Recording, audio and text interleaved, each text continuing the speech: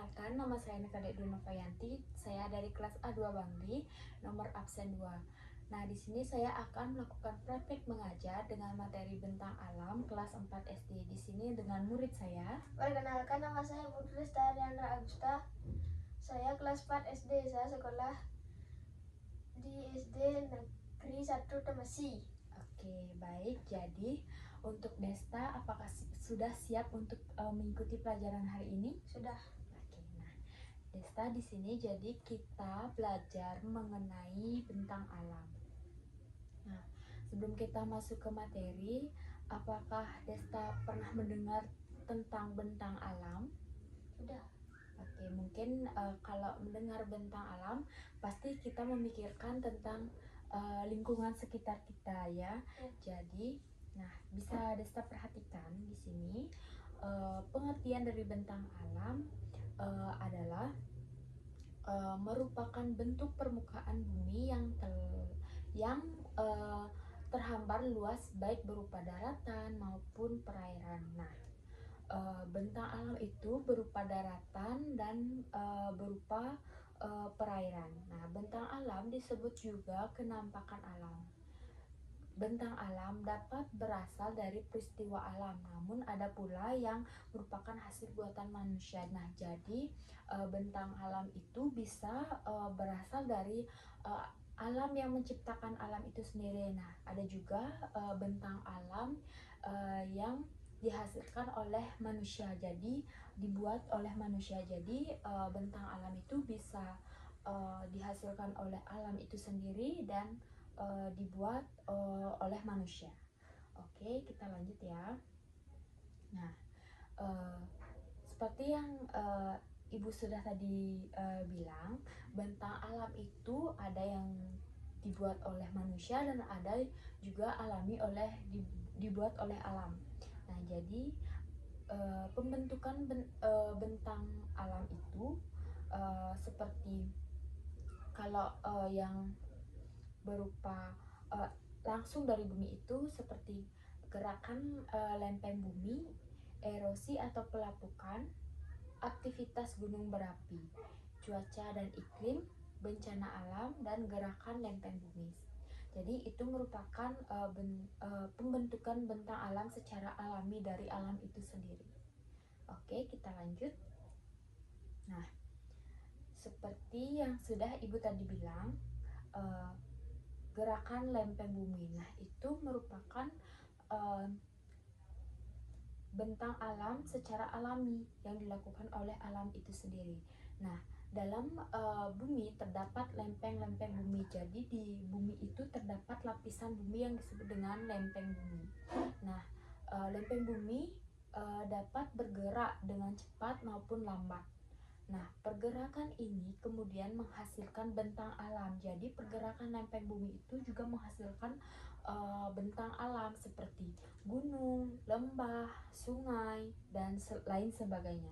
Nah, jadi pergerakan lempeng bumi itu menghasilkan gunung, lembah, sungai.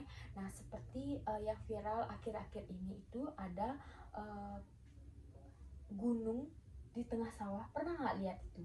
Yang viral akun TikTok, salah satu akun TikTok. Jadi di sana tiba-tiba terdapat gunung di tengah-tengah sawah. Nah, jadi itu mungkin karena adanya pergerakan lempeng bumi. Makanya tiba-tiba ada gunung yang meletup-meletup di tengah sawah. Nah, lama-kelamaan mungkin itu bisa membentuk gunung. Oke, yang kedua ada erosi atau pelapukan. Nah, ini juga termasuk bentang alam secara alami. Nah, pengikisan atau terangkutnya tanah atau bagian tanah disebabkan oleh air, angin, atau es, sehingga bentang alam di permukaan bumi dapat berubah bentuk seperti lembah, jurang, atau sungai yang memotong lahan. Nah, jadi erosi itu bisa menyebabkan terbentuknya sungai, jurang, dan lain sebagainya. Jadi erosi itu atau pelapukan itu mengurangi tanah itu, jadi terdapat lengkungan di dalam tanah itu. Jadi bisa berbentuk lembah atau jurang. Nah, itu kenapa bisa terjadi adanya jurang? Karena itu terjadi proses erosi atau pelapukan. Oke, sampai situ paham ya? Oke, kita lanjut. Nah, ada cuaca dan iklim. Nah, jadi iklim yang kering menyebabkan terbentuknya gurun.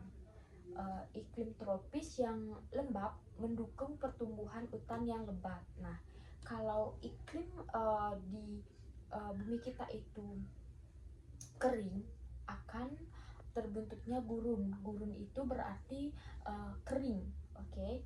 Nah, untuk iklim yang tropis maka terbentuknya hutan yang lebat karena di sana lingkungannya lembab, makanya terbentuk hutan yang lebat. Nah, seperti di Indonesia yang kaya akan hutan karena pengaruh iklim tropisnya. Di Indonesia banyak hutan-hutan karena apa? Karena di Indonesia memiliki iklim tropis.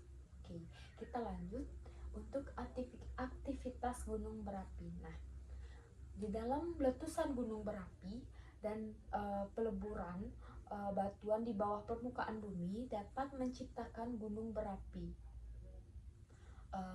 pulau vulkanik atau daratan yang kesuburan tinggi. Contohnya rawa, danau yang terbentuk karena letusan gunung berapi purba. Nah, jadi apa ini maksudnya? Jadi gini, setelah letusan gunung berapi itu maka tanah itu menjadi subur. Makanya di daerah pegunungan itu banyak orang-orang yang melakukan kegiatan berkebun. Seperti contohnya di Bali ya, khususnya dekat sini ya, di Kintamani. Di Kintamani itu kan banyak orang yang berkebun, seperti menanam bawang, menanam sayuran karena di sana tanahnya subur. Karena apa? Di sana ada gunung. Mungkin dulu gunung itu meletus, jadi menyuburkan abu vulkanik. Nah, abu vulkanik itu bisa menyebabkan tanah kita subur. Begitu, makanya sering sekali di daerah pegunungan itu orang-orang di sana melakukan kegiatan berkebun. Nah, seperti yang ada di Kintamani. Oke, kita lanjut. Nah, bencana alam. Jadi bencana alam seperti terjadinya banjir dapat menggali lembah atau lembah baru sehingga dapat mengubah aliran sungai yang awalnya sudah terbentuk. Adapun contohnya bencana alam diantaranya adalah gempa bumi, tanah longsor, tsunami, dan lain sebagainya. Nah, Ibu ambil salah satunya seperti tanah longsor, maka bencana alam itu akan mengubah bentuk bumi. Jadi di sana terjadi aktivitas bentang alam. Oke, lanjut kita ke bentang alam berupa daratan. Nah, bentang alam berupa daratan itu yang tadi seperti tadi yang sudah Ibu bilang, seperti gunung dan pegunungan. Nah, bagian permukaan bumi yang menonjol ke atas karena pergerakan magma pada kerak bumi. Nah, jadi gunung dan pegunungan itu terjadi karena pergerakan magma pada kerak bumi. Oke. Nah, gunung dan pegunungan memiliki manfaat yang hampir sama, yaitu sebagai tempat perkebunan, suaka margawatwa, serta menyerap air hujan. Nah, jadi fungsi dari gunung dan pegunungan itu sama. Nah, seperti yang tadi Ibu bilang, di daerah pegunungan dan daerah gunung itu banyak orang yang melakukan kegiatan berkebun. Karena apa? Karena pertama karena iklim yang tropis. Di sana di pegunungan itu pasti sering dingin karena di sana iklimnya tropis. Oke, lanjut. Yang bentang alam berupa daratan yang kedua adalah dataran rendah. Apa yang disebut dataran rendah? Nah, ketampakan alam yang memiliki ketinggian yang kurang dari 200 meter. Itu yang disebut dengan dataran rendah. Nah, dataran rendah memiliki potensi kekayaan alam berupa pertanian, perkebunan, peternakan, dan perikanan. Tidak hanya di gunung saja. Nah, di dataran rendah juga orang-orang itu pasti melakukan kegiatan pertanian dan berkebun. Tidak hanya pertanian dan berkebun, orang-orang pasti melakukan kegiatan ternak dan perikanan. Oke, kita lanjut. Nah, selanjutnya ada dataran tinggi. Nah, ketampakan alam yang terletak di ketinggian antara 200 sampai 500 meter itu disebut dengan dataran tinggi. Nah, umumnya memiliki udara yang sejuk dan segar. Oleh sebab itu, banyak dimanfaatkan untuk usaha perkebunan dan tempat peristirahatan. Jadi, dataran tinggi itu tidak sama juga seperti gunung. Di gunung itu juga termasuk dataran tinggi. Nah, di dataran tinggi itu manfaatnya juga sama untuk perkebunan. Nah, di dataran tinggi juga banyak pasti ada tempat peristirahatan seperti villa, hotel, dan lain sebagainya. Oke, lanjut yaitu pantai. Nah, pantai juga termasuk ke dataran ke bentang alam daratan. Karena apa? Pantai adalah pembatasan antara daerah daratan dengan lautan. Oke, jadi kenapa disebut dengan dataran kenapa disebut dengan bentang alam berupa daratan? Karena pantai adalah perbatasan antara daerah daratan dan lautan. Itu. Nah, pantai memiliki potensi dan pemanfaatan berupa hutan bakau. Hutan bakau itu fungsinya untuk mencegah abrasi. Oke, jadi selain hutan bakau ada pohon kelapa dan rumput ganggang laut atau bahan makanan dan obat-obatan ganggang laut itu seperti rumput laut. Oke, kita lanjut. Nah, selanjutnya bentang alam berupa perairan. Nah, yang pertama itu ada sungai. Nah, sebuah sungai itu adalah sebuah aliran air tawar yang mengalir dari sumbernya menuju danau atau laut. Nah, manfaat sungai yaitu sebagai pembangkit listrik, irigasi, dan transportasi. Nah, jadi sungai itu berfungsi sebagai salah satunya adalah pembangkit listrik. Nah, Desta pasti sudah pernah ya mendengar kata sungai atau Desta udah sering datang ke sungai. Nah, itu tidak hanya tempat untuk orang-orang memanfaatkan seperti mengalirkan air ke sawah, tidak hanya sebagai tempat mandi, tidak hanya untuk dimanfaatkan seperti itu, tetapi sungai juga bermanfaat sebagai pembangkit listrik. Itu sangat berfungsi sekali sungai ya. Oke, nah selanjutnya ada selat. Apa sih selat itu? Pasti kita asing dengan kata selat. Nah, jadi selat itu seperti lautan tetapi dia sempit. Oke, nah selat itu merupakan lautan yang sempit yang menghubungkan antara dua pulau.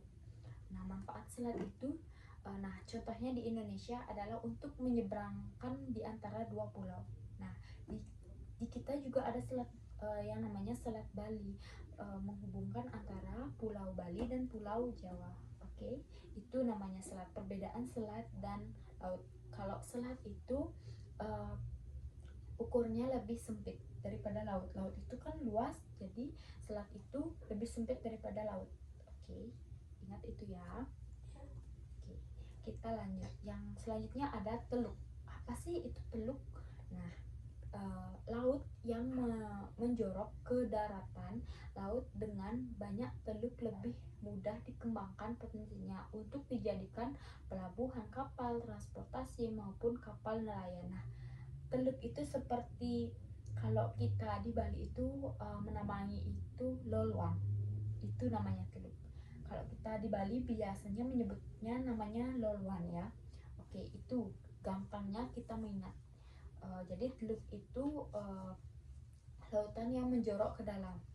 Tahu kan, pernah pastikan melihat yang namanya loluan itu dah yang namanya teluk. Oke, lanjut yaitu danau. Desta pernah nggak pergi ke danau? Pernah. Iya, itu. Nah, danau itu merupakan cekungan yang berisi air dan dikelilingi daratan.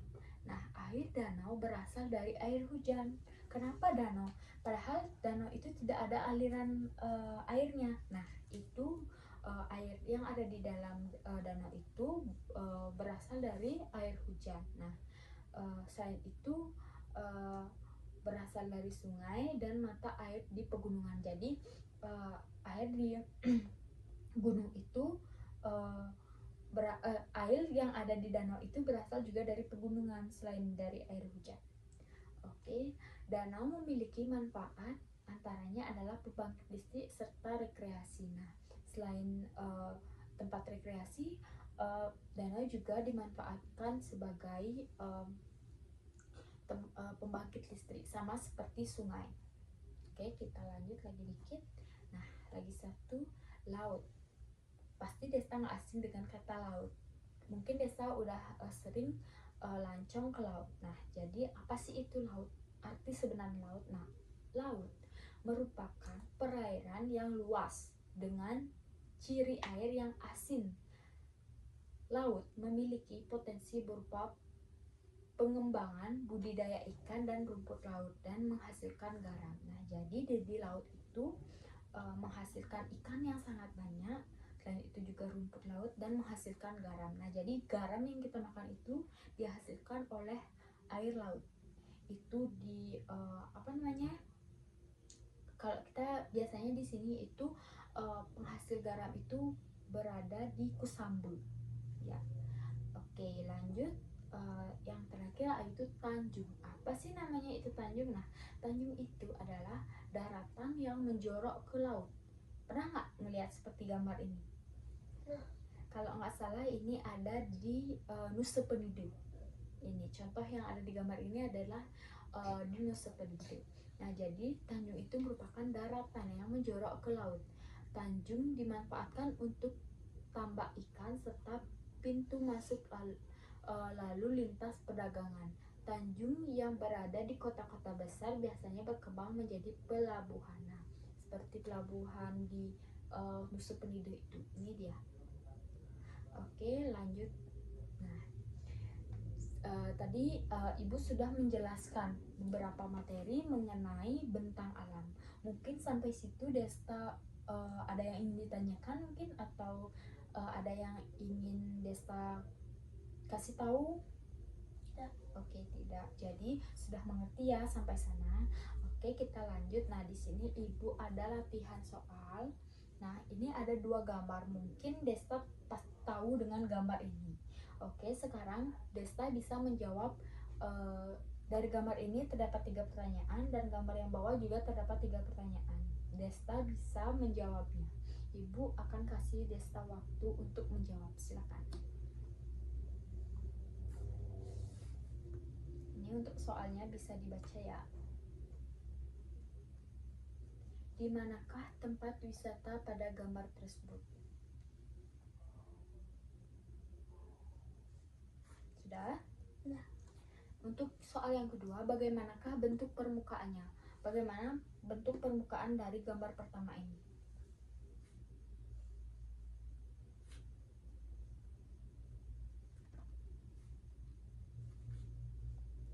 Oke, sudah.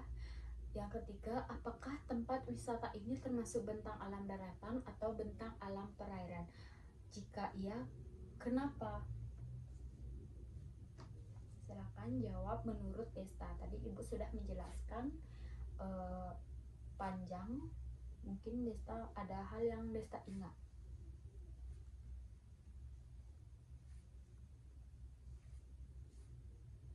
Oke, sudah.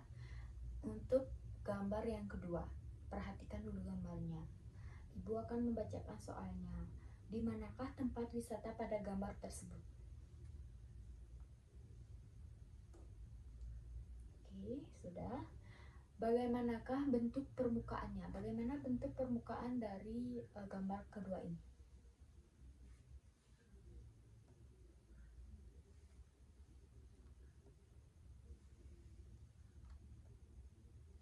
Oke, sudah. Lanjut yang terakhir, apakah tempat wisata wisata ini termasuk bentang alam daratan atau bentang alam perairan. Kenapa?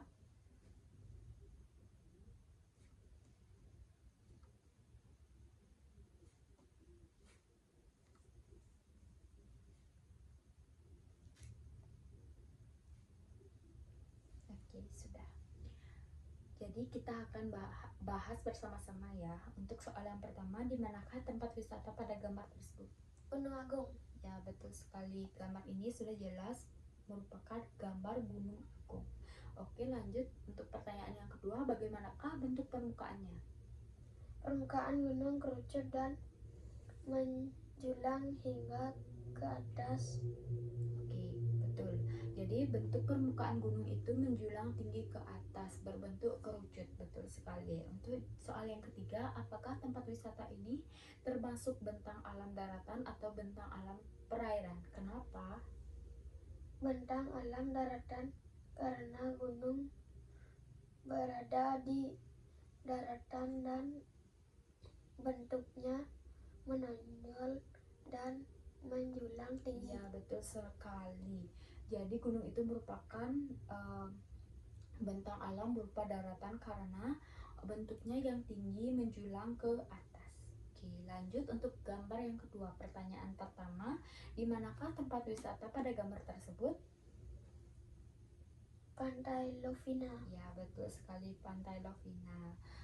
Untuk soal yang kedua, bagaimanakah bentuk permukaannya?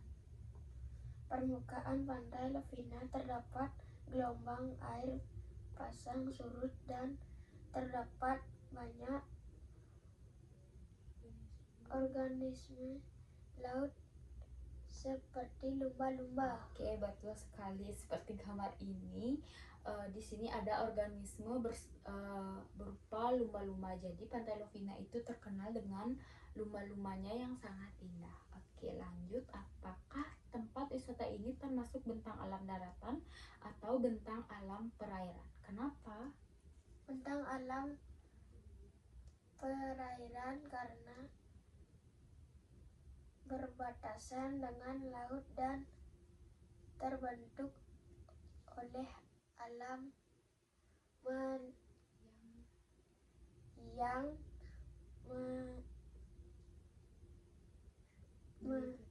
meningkatkan air laut. Oke, jadi Pantai Lovina ini termasuk ke bentang alam perairan, iya betul, tapi juga termasuk ke bentang alam daratan. Kenapa? Karena pantai adalah seperti yang tadi ibu bilang, pantai itu adalah perbatasan antara daratan dan lautan. Jadi pantai juga merupakan salah satu bentang alam berupa daratan dan perairan. Oke, itu sudah bagus pemahaman Desta. Sampai sini mungkin ditingkatkan lagi untuk belajarnya.